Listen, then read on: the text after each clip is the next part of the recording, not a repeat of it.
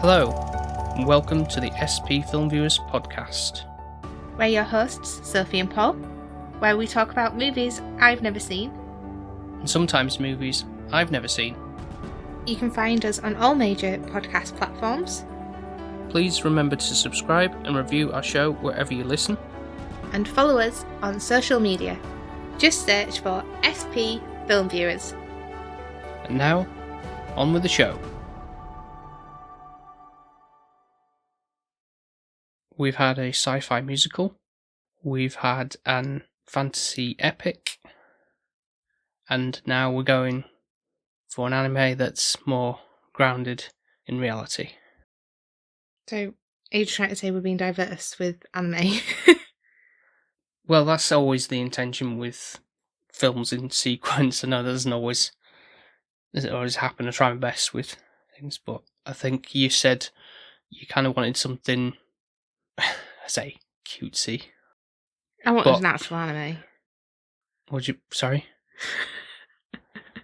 What I class as an anime. Light and fluffy. Yeah. This might tick the box, I'm not entirely sure, because it's something I've had on the shelf for a while, bit of a blind buy, but I get the sense it's probably going to tick some of your boxes, really, and you kind of feel like it's, could be wrong, but I feel like it's similar to something along of a silent voice, based on the sort of like description of what the synopsis has. Okay. Silent Voice was... Like high school... Was he bullied? She was bullied, She was bullied. And I get them two merged, so with Belle, is that daft? Like I feel like I could interlink them right quite easily to being similar in that concept. So the film is called Josee, the Tiger and the Fish. Sounds a bit of a odd Sounds title. like a little children's book. Yeah, it does. I mean, the set does have a book as part of the package. Oh. But obviously not seeing it myself, I've no real idea of the context behind that. So I'm sure it comes into play within the film. So maybe that's why it's such a simple title then. Yeah, perhaps. But, it's unique in that sense. But yeah. Josie's a very English name. It is, yeah. So interesting. Just for an anime, but yeah. Is it set in Japan or is it set? Yes, it set is. in Japan. I imagine so. I don't think it's... Just made me wonder if it was one of those, like, you know, like how Ghibli films do in different places, but it's still anime. Yeah, I get you. So, the film synopsis reads as follows. After befriending a marine biology student, a sarcastic paraplegic artist begins to experience the world beyond her home. So, para what? Meaning she's in a wheelchair. Okay. After meeting a... marine biology student. Okay. So, like a coming-of-age story kind of thing. I mean, like a bit of a romance. Like young love. Assuming that there's a boy and a girl. Yeah, it is, yeah. From the poster you see there. Oh, okay, yeah, that's cute. So, yeah, it's appealed from that, really. So, looks nice. I'm sure there's a bit of drama in there, but looking forward to seeing what this offers. It looks more like what I'd class as my anime style, like from the front cover. Like, I would say it's something like if I was looking at it, I would probably be intrigued. Drawn to it, yeah. That's what I mean. Pick it myself. Yeah. The director is Kotaro Tamura. Did you work on that? Oh, he wasn't the director, I'm going to say.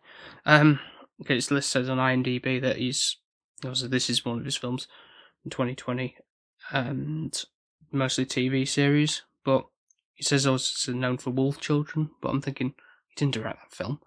But his second unit or assistant director to that. We've seen that, haven't we? We have seen that. That's really cute. Excited? Intrigued. Yeah, I'm not going in full-hearted saying, oh, Paul thinks this is a good one, I'm going to like it. Just in case I don't. Can't be any worse than that Don Gleeson one. Very, very true. So, we'll be back very shortly with our thoughts on Josee, the tiger, and the fish.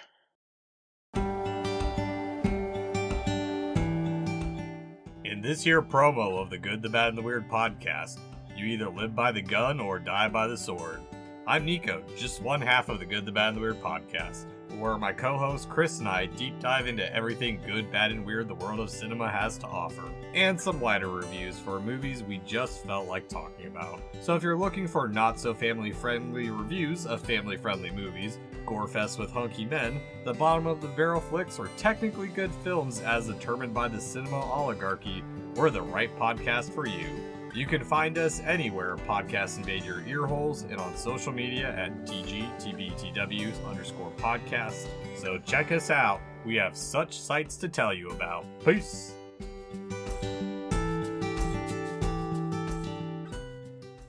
And we are back, having watched Josee, the tiger, and the fish. Did it meet your expectations?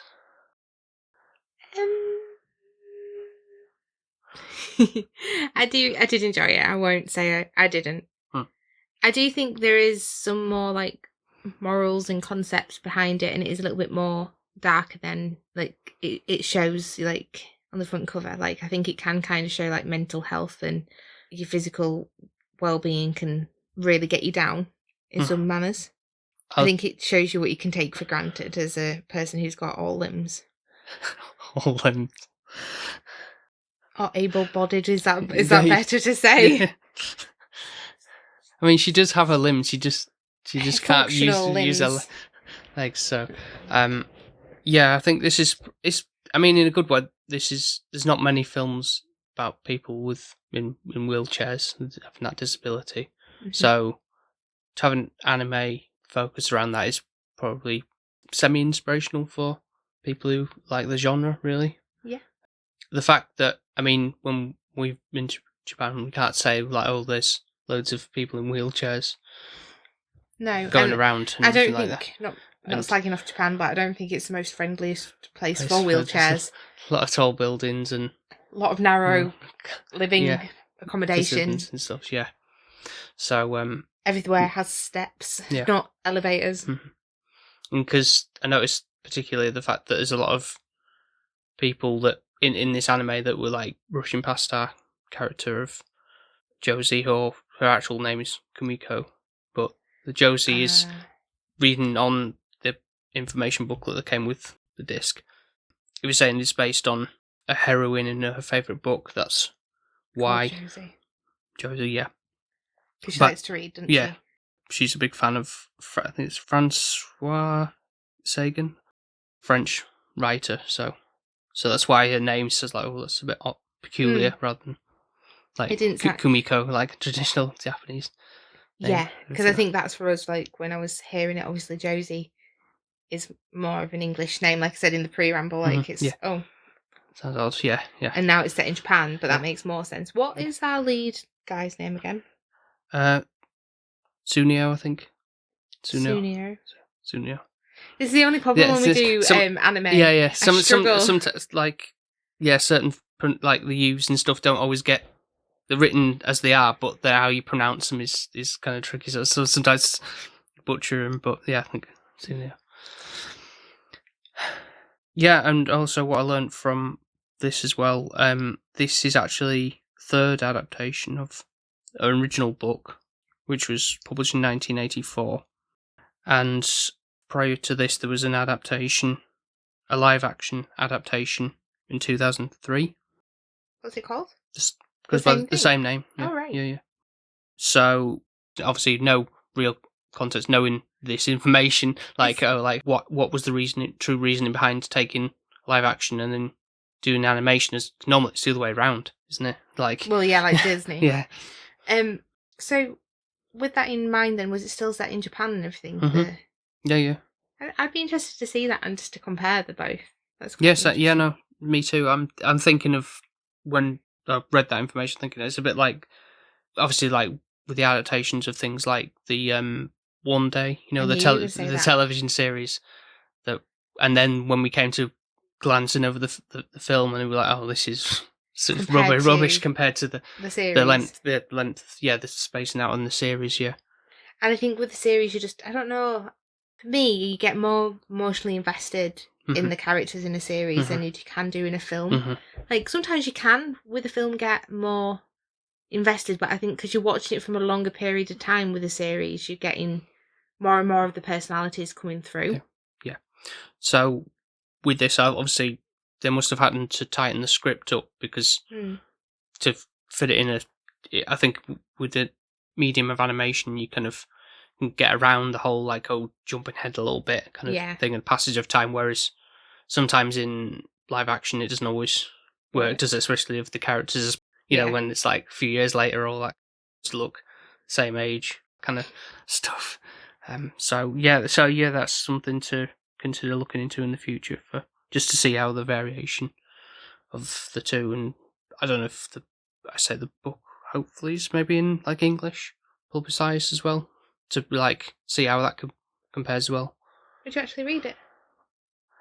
Potentially, because I say, like, overall, like with summary of like the film, how I enjoyed the film as well. I thought I was going to anyway, even though at the beginning there's the sort of conflict between our two leads. Yeah. So I was like, oh yeah, but I think it's inevitable. Really, it's kind of like getting to know each other and getting to, and then grow and to love one another from there and then. I suppose that's a tried and true story element that's played out in a lot of films, animated or non-animated. Yeah, typical rom-com stylings, I suppose.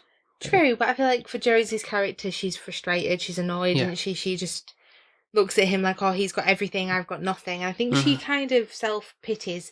I don't think it helps her that her grandma's quite protective and won't let her go out and doesn't take her out, so she's just trapped in the four walls that she's in. And she's so creative and artistic, and that's all she wants to do is see the world. But I think her grandma's wrapping her up in cotton wool a little bit. Yeah. And almost like a prisoner, really. Like, it's doing it out of love. Like, I think she's doing everything that her grandma's doing is because she loves her. Yeah. Well, she says, like, scary beasts out in the world, kind of. It's true. Which is true in some forms, yeah. Yeah. Humans are the worst kind, to be honest. Yeah. I feel like even if you met a bear, like, you'd have more chance than a human sometimes. We can be awful. But I do think the first opening scene where we kind of get to the point of where Josie's coming down like when we first see her, obviously her grandma's taken her out and she's misbehaved because apparently like she gets one walk a day, doesn't she, normally? Now she's not going to get anything because she's gone down this hill. But you don't know if she's actually done it on purpose or intentional, or if her grandma's let go and just seen this boy walking up thinking, oh, let's... That's what I was mentioning about before, like how people in this film are very much watch where you're going type of thing, you know, like you bump into one another. In terms of, like, such an inconvenience because the fact I can't really move much out of the way. So but he's really nice to her, isn't he? Like, the main lead is when he she literally tries to catch her. Yeah. And she falls on top of him and she's like calling him a pervert and everything. And he's like, well, actually, no, he's doing you a favour. But that's probably semi-influenced by her grandma, like all the monsters, like, they're just gonna get you. Yeah. So he's seen as one. She doesn't know how to react around boys. Yeah. And I think that's very prevalent in the film. Like, she's like really socially awkward in a sense. But instead of being nice to them and trying to befriend them, she's kind of just constantly pushing him away. Sort of, I say, like, obnoxious at the beginning, like how she treats him, basically. My servant as well. Yeah, because he's wanting to save up money to go do his scholarship, like Mexico and Is it a clownfish? What's it? No, I forget what kind of fish it was. It's orange. Yeah, it's like an orange rare kind of school of fish, but it's like only lives in Mexico. Resides in Mexico, yeah. So you see him in his day to day, kind of like doing all sorts of part-time jobs, really, just to scrape by. He's also had a hard time, hasn't he? Because, like, I think he doesn't have, like, really any parents or anything by the sounds of things. Like, he's on his own, really, isn't he? He's got a good couple of friends. Has his own little, like, lodgings. Yeah. And it kind of makes it apparent that he's wanting to do that because he felt like he was always by himself and lonesome, and he saw this fish at the pet shop, and he felt like he was away from his family, and he understood how that fish felt. And that was kind of like the reasoning why he wanted to go to get a scholarship to Mexico to actually swim. Fulfill his dream, of doing with the that. fish. Yeah. So that's one of his jobs as well. He works like as a diving place to people to experience that. And I think he's really passionate about it. And they even said, "Oh, well, we'll give you a job when you get back or finish uni and everything like that, because you're just really good at your job." And he's just like a really studious, hardworking, good overall boy character. Like he is. And I think when you're watching it initially, and Josie's like the grandma's gone, "Oh, well, we'll hire you. You can help me out and do whatever Josie wants," basically. The grandma's got a good idea because she knows that she's not going to be around forever, and she needs somebody to be there for her. But at the same time, you understand why he gets so annoyed with Josie, the way that she speaks to him, the way she treats him. Like, locking herself in a cupboard. Yeah, like, get me for like 4-leaf clovers and count how many squares are on the tatami mat and all this kind of trivial stuff. Yeah. Especially when he's so busy, got other studies to be doing. Part-time jobs. Or like, there's a girl like in his group of friends, which I don't know her name. Mai. The one who kind of like fancies him. Yeah. Which you kind of know from the get-go that she fancies him. And she's like, "Oh, well, why are you going there? What are you doing?" And like, kind of like, "Well, just quit." Like, she wants everything for him to be happy. Yeah. But at the same time, it's like, she doesn't understand why he's still going back and getting that treatment. But it's like, well, it's a really well-paid job, so I need to do it. I think the breaking point is when he actually takes her out because he's noticed that she loves the sea and he wants to quit. Yeah. And then actually they've got something in common. Yeah. Zero Art's very inspirational of that, and kind of sees a glimpse of that. Again, it's always the case with artists as well. Like, you're always your worst critic, I know that. And then you feel like you're always scared of showing people your work sometimes. And it's like, what if, you're ridiculed for it, or you just never think it's good enough, but then other people see it and you're like, wow, that's amazing kind of thing. That's what she's doing. She's hiding herself in the room to be making all these wonderful pieces of art that hiding them from the world, essentially. Literally, yeah. And so, that's the means of getting out to the sea, and she's like wondering if her parents told her that the sea water was salty and she wanted to taste it for herself. I think that's the sad thing when you actually think about it, like how so many things we just like, we go to the seaside, we enjoy it, but we take it for granted. She was literally the one scene where she was struggling to get onto the sand, obviously, in her wheelchair, and she crawls. Yeah. And that's kind of like the breaking point of where like he picks her up and you can kind of see this love blossoming, even though neither one are going to say it. Like, I really enjoy this kind of part until it gets to a point of where I always think it's quite relevant, where life does give you nice bits, but it also gives you crap bits. I think it's true.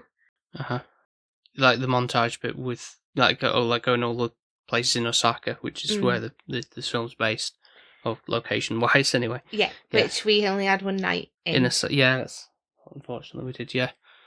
Just to point out, the part of the bundle I've got this as like a map of Osaka, as so like the points of interest that is actually within Osaka, and that's so cool. But obviously we only saw the Glyco Man, the big running man sign, so that area we saw, but not much else, and it was only nighttime. Okonomiyaki. We did, yeah.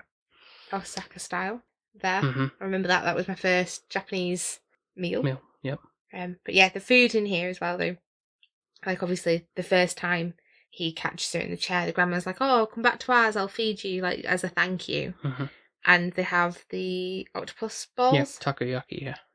Which, they're so nice. Yes. So nice. Like, I'm really, sus about them when we first had them, and we're like, no, I don't think I'm going to like these. And then it was like, now I try and recreate them. It's hard to do, really. Yeah, we've got no octopus. Well, you can buy it, but it's just not the same. It's not cooked the same. Rude. Nice. Yeah, so, visually, things look great. Like, obviously not Ghibli style, or even like Makoto Shinkai stuff like With Your Name or Weathering With You, which I feel like there's probably a little bit of Your Name sprinkled in with this film as well, in a sense. Not quite as fantastical, but you kind of get that sense about the sort of what you were on about, the sort of the darker elements to it. Like, it's a bit saddening with some aspects. Yeah, definitely. Really. Which is kind of like what you're alluding to after the fact. A certain while, Josee's like kind of meeting his friends at the diving centre, and she's kind of a little bit gets the hint of that Mai's like kind of interested, and she's like, "Can we just go now? Like, I'm done here," kind of thing. So she's a bit jealous, I think. Yeah. Yeah. And I think she knows he'll do whatever he wants, because obviously I don't know if it's oh, well, my grandma's paying, we can go now, you have to do what I want to do, basically. And I think that's how she expects it, whereas I think he's starting to like kind of see it as like a friendship. So he's wanting to introduce her to friends and family and like everybody like that. Yeah. And she's like, I think she didn't mind until May came along, and she could see that actually May liked him too. But is that when she like rushes off? Yeah. And then she basically says to him she doesn't want him anymore to be working for her. Servant, Yeah. So she frees him in a capacity, but obviously at that point he's quite devastated because A, he's getting paid to have a good time with a girl that he likes, basically. So he's got the best of both worlds. So now he's back to square one where he's like, oh, well, I'm going to have to pick up more hours at the marine shop instead of going around Osaka looking at because he takes her to see the tigers, doesn't he? Because that's where the tiger comes into the element of the story. Scared of them. Like, I would be. Like, if that is like a massive cage where it's not like barricaded, it's like literally that tiger, could just jump over. Yeah, at Kenoji Zoo, which is he actually not caged in the actual zoo? I don't know that. But if it's based on an actual place, I'd imagine it's probably trying to be as accurate as it can be with that. So I don't see why they would go to the level of like saying, "No, it isn't caged." Yeah, like, if it isn't, I mean. Yeah. But maybe that's also to show like how scary that could be. If it it's scary. Like, especially for her. Like, she's not got any legs. Like, she can't wheel away that fast as you could run. Like, I don't think you could outrun a tiger anyways, unless you're very athletic. But if it wants to eat you, it's going to eat you. Yeah. But she's going to be a goner a lot quicker. And I think that's when she's like telling her grandma, like, oh, they're not that scary. Even though when she first went to see the sea, like, she encountered how her grandma was saying there's beasts out there. Like, she realised, yes, there is some, but not all. Like, she even then gets friends with the librarians. So I think he really brings her out of her shell and showing what the world actually is. She's a bit childlike and naive, I think, because like, she just reads things from books and doesn't actually see the world. Like, whereas I think he's then helping her do that. But then she gets too jealous and stubborn again and pushes him away. And it's a good job that he's such a lovely character that he comes back and is found this like blow glass fish thing. That's a lamp. And kind of gives it and presents it to her. And I think she's a bit annoyed that he knows she's been in his room, but at the same time really grateful for it. And I think her character kind of takes a little bit of a shift. Like, she realises, like, well, he still calls him my servant all the way through, which I think needs to stop. But she seems to really care for him and just want him around. So another big moment for Josee is when her grandma passes away, which we all knew eventually was going to happen. Yeah. And she's by herself now, but I think she's handled it a lot better than she would have done if she was just never gone anywhere, never done anything. Like, he's made that'd her be like more saddening. steps up to the sink so she can manage to like climb up them and all of that to kind of live and get by. But he's very much then her support within this. Like, you can see like he's now torn. Like, he's got so much fondness for her. Yeah. He feels responsible. He doesn't want to leave her, and he cares a lot for her. I don't think it's like she's a burden. Like, I do think he genuinely wants to be around Josee. But the only thing is, like, when he comes in, she's like, I can't pay you anymore. Like, I can't afford to, because obviously she's not working. Yeah. And you can kind of see the bit of, oh, well, how am I going to source the money for my scholarship. So he's having to pick up more shifts again, but at the same time trying to see her at the same time and all of that. I think May is the problem in all of this. Like, if we just didn't have her in this film, we'd be fine. At all. At all. But I guess, obviously, it makes sense for how it pans out. She's Yeah. like a pain in the ass at the same time, like, everything works out in reason. Yeah, because she's like, when she like confronts her, Josee or Kimiko in the street, she says like, "Oh, you should, like, let Tsuneo free." Partly, I think, because she wants him to obviously go over to Mexico for a dream, but also selfishly because she has feelings for him as well, and she's kind of like to separate the two of them really from this, and I feel like he's latching onto her too much, and that, and from that, then I feel like she kind of runs away or wheels away. She does, but I think she wheels away and then she kind of does cut him off. Mm-hmm. She doesn't see him for a bit. She kind of goes by herself, and obviously that worries him. And like she says, does May, like, he's only doing this out of sympathy, just because you're having a hard time. Like, it's not because he cares for you or anything. He's just finding you like a pity party kind of thing. And thinking, oh, I best do that for her because her grandma's died and she's in a wheelchair. So she actually does say to him, "Well, I will let you go, but my last request is to take me to the sea again." And he's like kind of a bit like, "Well, I'll take you to the sea, but that's not, you don't have to let me go," like, kind of thing. He's a bit baffled by that. Like, I'd go with you anyways, like, it's fine. But you can see, like, she's now kind of adapted and grown because, like, she's cut her hair, she's got the wheelchair where she doesn't need to rely on him pushing her, like, she can automatically steer it herself. Yeah. And she can ride across the sand, no problem, to the sea. Until, like, on her way back, for some reason, her gears seem to give way. And she falls onto the road. She does, because she's stuck. Like, I think the wheel's stuck and, like, the gears are not moving. Yeah. And he goes to save her. But this is where, like, it kind of gets a bit darkened, I think. That he gets sadly hit. Yeah. Instead I did wonder if, when that happened, it was like, oh, this is, like, the turning point that they were both going to be in wheelchairs. But I think it's more just, I think that would probably been laying on a bit too thick, really. Obviously, because it's the book, then, well, obviously I didn't know about this, but for that information, it's already wasn't like a thing that was original concept, an idea to do that. Unless, obviously, for changes, maybe that wasn't the case. But anyway, the fact that him just having slight injuries but still hindering he may not ever, like, walk properly again because, like, well, the whole reason he's wanting to go to Mexico to the scholarship is because he wants to swim, and if he can't swim because his legs are unable to do so, then what's the point, kind of thing. So it's like his dreams sort of shattered from this, doing a good thing, but it's kind of bit him in the arse, really. And I think you can see Josie's, like, absolutely helpless at this point, like, she's stuck in a wheelchair. She can't actually go help him. And that must be awful, like, to think, well, my friend or whoever, somebody I love and care for, is injured. And I physically just can't get to him to do anything to make him better.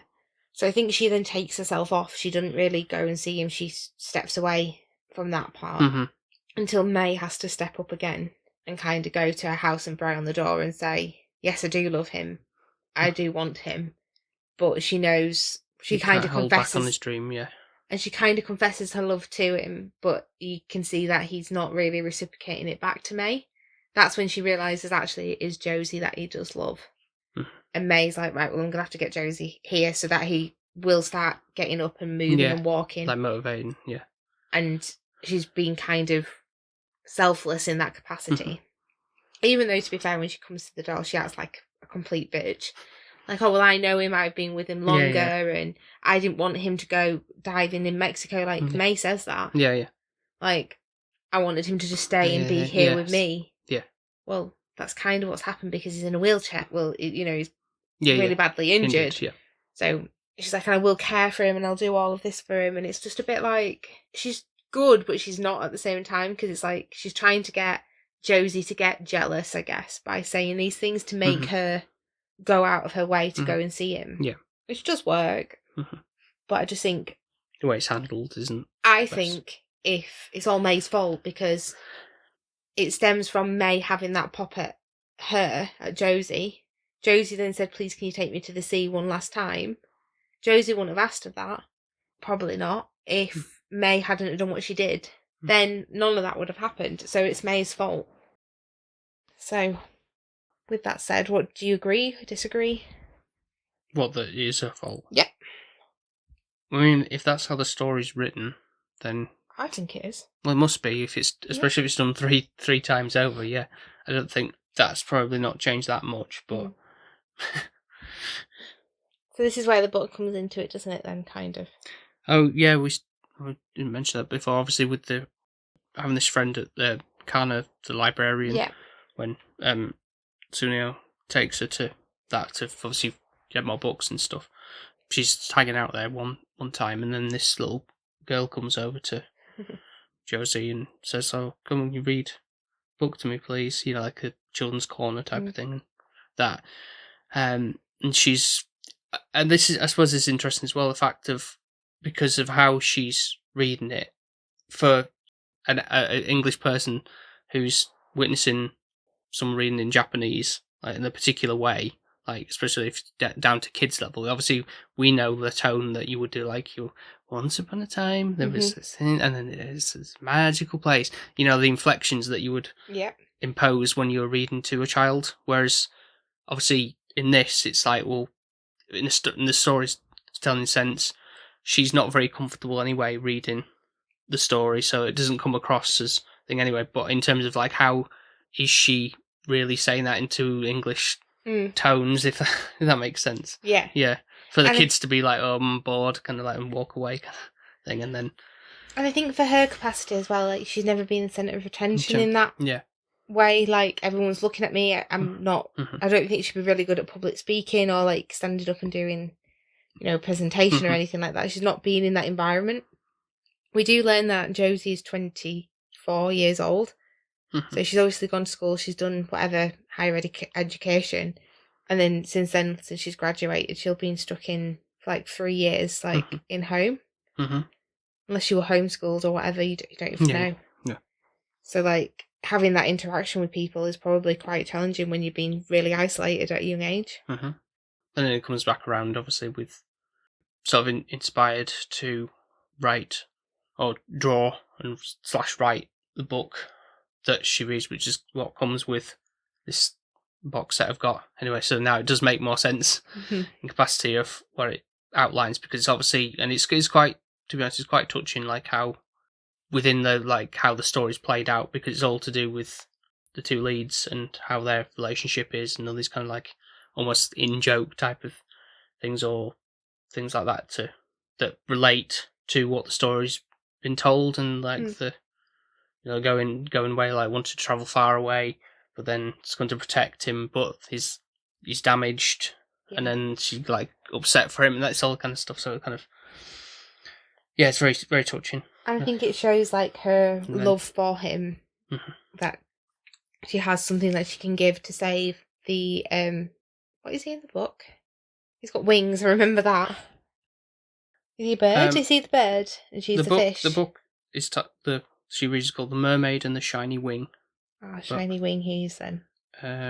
He is just a young man with pure white wings. So I think she has like this thing that can change the mermaid into like the shell, like a human or a mermaid. And if she gives a wish to somebody else, she then loses it, and she was only able to be a mermaid again. But she cares so much about the boy that she willing to sacrifice that. I think that's kind of then when she, obviously, the other guy, I forgot his name, you know, his friend. Hayato. Brings him down from the hospital. She asks for a favour and then reads the book in front of all the children and him. To him. Yeah. And so they're drawn in by the story as well, so it's quite nice. Nearly cried, but I was alright. It was okay. Held it together. And then the very last part is another instance where she gets the wheelchair gets knocked and she can't control it, and then she comes flying down the hill again, and then It like does a 360. yeah, he saves her again, and then they kind of like make the love for each other at that point, and then it goes to the. Well, I think that's when she's missing, isn't it? Yeah. Like she's not at a house anymore. She's like left and stepped away and letting him kind of pursue his career and not worry about her. I think that's what she's trying to do. And that's when he's like hobbling on his crutches and realises he doesn't need him and he can get by and find her. So it's really lovely the way it ends, because he still goes to Mexico, he still goes on his scholarship to dive, and she's willing to like wait for him to come back. And there was a bit I clocked partway through the film when they're saying about the cherry blossoms. It's not gonna. They've already been and gone. This area says, next year I'll come and see him again. And I'm thinking, well, that's probably going to come back at some point. And then we're going through like I said, like, this is the end credits bit where it shows like stuff they couldn't fit in. Yeah. There's like quick like segments like what they're doing now kind of thing after the fact, and then like the very end there's like a like Marvel style kind of thing, like cuts to it's cherry blossom season, and then he comes back from his trip and she's like, what are you doing here kind of thing. I knew there was some kind of element. I thought that was how it was going to end, right? That was the end, and obviously it was the end part after the credits, but you know what I mean, like if it didn't have that, that would be the closing shot, not the kissing in the snow. So. I think it was lovely. Yeah, the only other thing, I mean, there's quite a lot of information in the book. It's quite interesting going through the book. Obviously, it's like interviews from the director and the art supervisor and everything like that, and stuff like just reading through like quite interesting stuff. But within the film itself, one of the things that sort of took note of as well was when Josee says about things like being out of reach, which obviously for her, literally, because it's because of how she's encumbered with the limitations of that, and like the dream of being an artist has been put on the side, so she has to take off his job, especially because of her grandma's passing situation, which I mean does happen more often than not, doesn't it? Really, with unfortunately, you still got to pay your bills and everything like that, even if you do want to do something like your passion and stuff, but sometimes it just doesn't. Some people just get really, really super lucky with things, and yeah, no, definitely. I think in the end, though, she does probably get away with, like, I think she can do a bit of both. Like, probably the book will get published, she'll start drawing for the library and stuff, and utilising it in that way, so it all works out in the end. Yeah. So I think that they also wanted to go with a more happy ending. So I don't know if the other ones had more of a more somber ones or more open-ended, whereas obviously this is more like a conclusion of sorts, isn't it? With it, like they're together, and it worked out the best. That works for this form, doesn't it? 100%. Like, yeah, you'd have been getting told off otherwise. Right. So was there anything? No, I think it scores, and I think you're the one for it. So I liked the story, liked the visuals. It felt very clean because of obviously being a 2020 film, so current and fresh. And I think I do kind of prefer that sort of drawing style, if that makes sense. Like in terms of a film like this, if it's a drama story or anything like that, unless there's a particular reason to make it different than thing. But obviously, like the colours really worked. I say like the fantastical elements obviously lend itself to what I said before about it being like sort of grounded in reality as well. But obviously, there's still like the beautiful background scenery and other things, like obviously light and stuff to make it more magical, as animes do. That you can't really capture in live action all the time. So, and I did find it quite touching as well. Well, like I said, at the back end when everything kind of like comes together about like the meaning behind the book and all that kind of stuff. So, and I'd probably watch it again. So, that's a good thing. I'm gonna put it at an 8. Not bad. I didn't find it as irritating as I think I did Silent Voice. I didn't quite gel with that as much. I think so. That's why it's probably a bit higher than that one was. So yeah, 8. No, I think I agree with you. I think it's really beautifully done. It's stunning, like visually, like it just immerses you into that world and you want to be part of it. It's got all your Japanese lovely bits, like the food looks yummy, which is always great in an anime. Mm-hmm. It's got a good moral behind it. Obviously, you kind of like, I think Josie's character, even though she seems a bit arrogant and a pain in the ass, actually kind of is very childlike and brings you back to the everything's beautiful in the world, everything's magnificent and amazing, and you know, kind of looking at everything with your first eye again as like a child is sometimes a wonderful thing to do. I think it makes you bring back to reality and makes you realise life in a whole. Like, life's not really that important unless you've got people you care about around you. Like, it's one of those things where you could have a whole load of money, but if you've got no one to spend it with, there's no point. I would definitely watch it again. It did make me feel emotional. I didn't cry, I nearly did, but I did hold it in. I think if it depends on my girl month, I think I'm at my stable sort of situation, but I think at any other time, probably it could have done. Yeah. It could have made me weep. I don't even think it's as high as like Belle or Your Name for me. Like if I have to compare the two, but I think I'd probably give both those 10s probably now. Like I know Belle. Yeah, you did. I did. Yeah. So I think for me it's a strong 9. Oh, well, okay. So yeah, you were right, Paul. I do like it. I wasn't sure when you were saying about how the character May was annoying. Like, no, because she pushes the story forward, even though she's a bitch. Like, okay, yeah. That's why I was thought, oh, maybe I was higher than what you were going to give. No. Yeah. Awesome, doing well so far with... this is the best one so far, so... So next time's a Patreon pick? It is, yeah. So have people got time to become a patron? No, probably not. Probably not this time around, fortunately, but that doesn't mean to say we can't have you for June, yeah. Yeah. And obviously, future times episodes will do shout outs for your podcast or wherever you want promoting. So let us know. But to do that, you need to head over to patreon.com/SP Film Viewers to be able to vote for a movie we watch once a month and have your name read out every single episode. Only costs £1 or $1.50 a month to do so, and obviously helps support the show and interact with fellow creators and just the community. So we're going to read his shout out as patrons. So, firstly, we've got my mum. Then we've got Alex and Shani, who are on Instagram under the handles Desperately Seeking Username and SDOG. We've also got Josee and Emma, who are at Weight Loss Jonesy and M_Hayton on Instagram. We've also got a friend Chris Gren, who is at cgren_draw on Instagram. We've then got our podcast families. So we've got Nico from the Good, the Bad and the Weird podcast. We've got Ben from Push Pull Health, or formerly known as Film Vloggers. And then we've got Mark from 100 Things We Learnt from Film. Yeah, so thank you everybody once again for your continuing support. And we're always welcoming new people to join the family.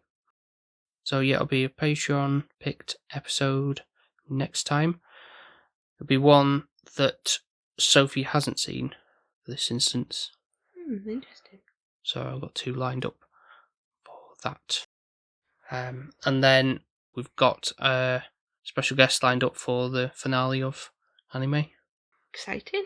We've got 5 animes this month, haven't we? Yeah. Well. Yeah, I do like when we manage to do a little bit more, especially if it's a themed month. Yeah. So, thank you very much for listening once again, and we'll speak to you next time. Speak to you next time. Bye now. Bye. Bye. Bye. Bye. Bye.